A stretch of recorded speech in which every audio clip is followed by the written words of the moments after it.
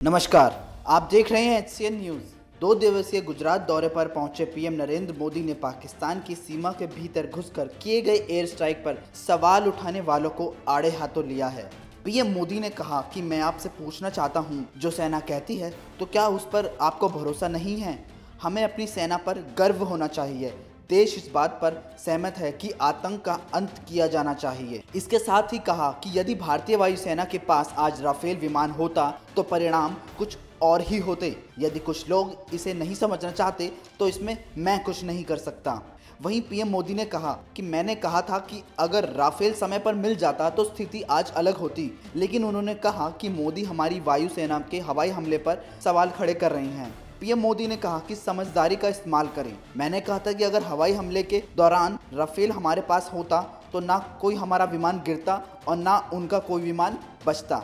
आतंकवाद की बीमारी की जड़ पड़ोसी देश में है। क्या हमें बीमारी का इलाज जड़ से नहीं करना चाहिए? अगर भारत को तबाह करने की मंशा रखने वालों के सरगना बाहर हैं तो यह देश शांत नहीं बैठेगा। इसके साथ पीएम मोदी ने कहा, मैं जो करता हूं बड़ा ही करता हूं। जैसे अभी आरोग्य क्षेत्र में बहुत बड़ी क्रांति का काम शुरू किया है। मुझे छोटा अच्छा नहीं लगता।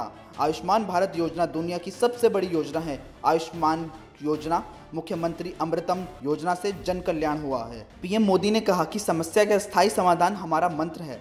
सबका साथ सबका विकास हमारा स्थायी मंत्र है। मोदी सरकार आने के बाद पहली बार मछुआरों के लिए अलग मंत्रालय बना। 2022 तक देश के हर नागरिक को अपने सपनों का घर मिलेगा। इस बीच पीएम मोदी गलती से कोचीन की जगह कराची बोल गए। इस पर हल्के फुल्के अंदाज में बोले कि क्या करूं, आजकल दिमाग में मात्र एक ही बात चल रही है।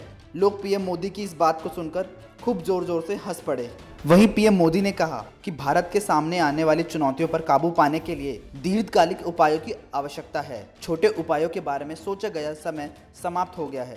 जब अटल जी प्रधानमंत्री थे तब आदिवासी समुदायों के लिए एक अलग मंत्रालय बनाया गया था। हमारी सरकार ने मछुआरों के लिए अब एक नया मंत्रालय बनाया है। केंद्र सरकार के प्रयासों से कई युवाओं को मदद मिलेगी।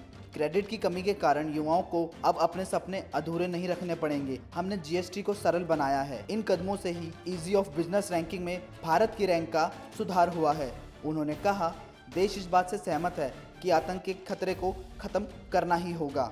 दर्शक इस बारे में क्या सोचते हैं, हमें अपनी राय कमेंट बॉक्स में ज़रूर बताएं। और जो लोग HCN न्यूज़ को पहली बार देख रहे हैं वो चैनल सब्सक्राइब और बेल आइकन दबाना ना भूलें। धन्यवाद।